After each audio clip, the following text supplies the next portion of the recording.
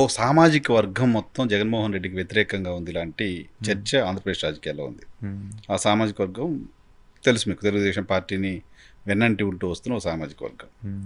దాంతోపాటు కాపులు కూడా వ్యతిరేకంగా ఉన్నారు అనే ఒక చర్చ ఉంది పవన్ కళ్యాణ్ గారి రూపంలో. హ్మ్. సో మీరు ఆ కమ్యూనిటీకి సంబంధించిన వాళ్ళు. హ్మ్. సో కాపులు మీరు వైసీపీలో ఉండడాన్ని యాక్సెప్ట్ చేసే పరిస్థితి ఉంటుందా? కాపులు పవన్ కళ్యాణ్ వైపు, టీడీపీ వైపు వెళ్ళరు అని అనుకుంటున్నారా? నేను అంటే పవన్ కళ్యాణ్ గారి గురించి, చంద్రబాబు నాయుడు గారి గురించి మాట్లాడే అంత పర్సనాలిటీ నేను ఇప్పుడు కాదండి. ఎన్నికల్లో అభ్యర్థిగా ఉంటే నా భావాలు చెప్పాల్సినటువంటి అవసరం ఉంది. ఆ రోజు స్పష్టంగా చెప్తాను. అయితే పొన్నూరు నియోజకవర్గానికి సంబంధించినంత వరకు జనసేన, తెలుగుదేశం కలిసి పోటీ చేసిన, విడిగా పోటీ చేసిన పెద్ద మార్పులు ఏమీ లేవు. కారణం ఏంటంటే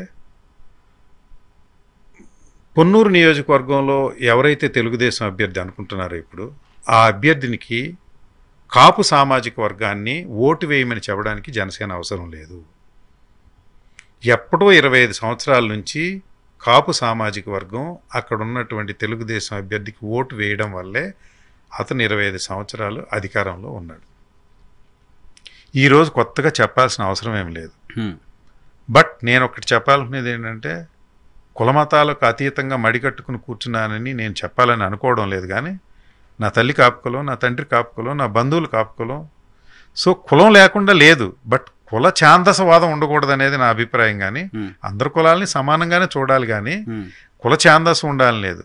కాపు కులం ప్రతిష్ట పెరిగే విధంగా కాపు కులంలో కూడా ఇలాంటి వ్యక్తి సంక్షేమ కార్యక్రమాలు చేస్తూ గ్రామ గ్రామాన మంచి కార్యక్రమాలు చేసి మన కుల ప్రతిష్ట పెంచాడనే అనుభూతి వాళ్ళకి మిగిల్చడం ద్వారా గణనీయంగా కాపు కులంలో ఓటు నేను తెచ్చుకుంటాను, నాకు నమ్మకం ఉంది.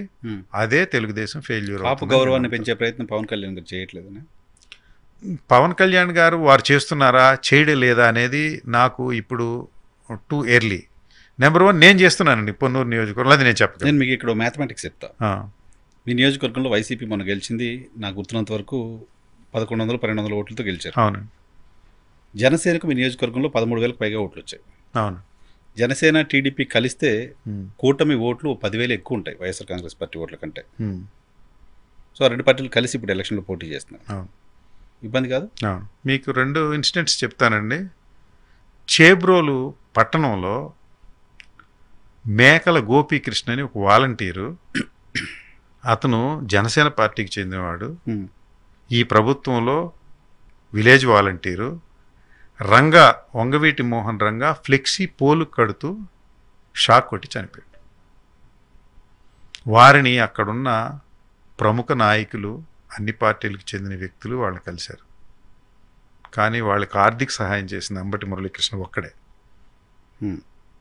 అదేవిధంగా మామళ్ళపల్లిలో నా ఇంటి వెనకాల శంకర్ అనే ఒక యాక్టివ్ జనసేన వర్కర్, అంటే నిజం చెప్పాలంటే కొంత ఆస్తి కూడా పోగొట్టుకున్నాడు, అనుకున్న స్వల్ప ఆస్తి జనసేన కోసం.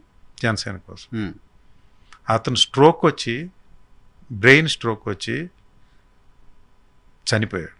నేను అలర్ట్ అయిపోయి డాక్టర్లతో మాట్లాడి బ్రతికించడానికి ప్రయత్నం చేశాను, కానీ బ్రతకలా. అతని కుటుంబాన్ని ఆర్థిక సహాయం చేసి కాపాడింది నేను, ఒక్క నాయకుడు వారి దగ్గరికి రాలేదు. జనసేన అనేది నేను ఏమైనా అండి, జనసేన అనండి, తెలుగుదేశం అనండి, వైఎస్ఆర్ కాంగ్రెస్ పార్టీ అనండి, అభ్యర్థి అక్కడ ఉన్నటువంటి వ్యక్తుల కష్ట సుఖాల్లో ఎలా మమేకమవుతాడో ఆ పక్షాన ఓటింగ్ పోతుందని నేను నమ్ముతున్నానండి. 100కి 100 పాళ్ళు పొన్నూరు నియోజకవర్గంలో జనసేన అంతా నాకు సహకరిస్తుందని నేను నమ్ముతున్నా. కాపు కులం అంతా నా వెనుకుంటుందని నమ్ముతున్నా. దాంతోపాటుగా జగన్మోహన్ రెడ్డి గారు ఇచ్చిన ఓటు బ్యాంక్ని పదిలంగా నేను తీసుకెళ్ళి పోలింగ్ చేసుకోగలిగాను నమ్ముతున్నా. కార్యకర్తల ఆత్మగౌరవం నింపే విధంగా వారందరినీ కూడా కార్యోన్ముఖులను చేయగలనని నేను నమ్ముతున్నాను. కనుక ఖచ్చితంగా నేను అక్కడ నాకు అవకాశం లభిస్తే విజయం సాధిస్తానని నేను నమ్ముతా ఉన్నాను.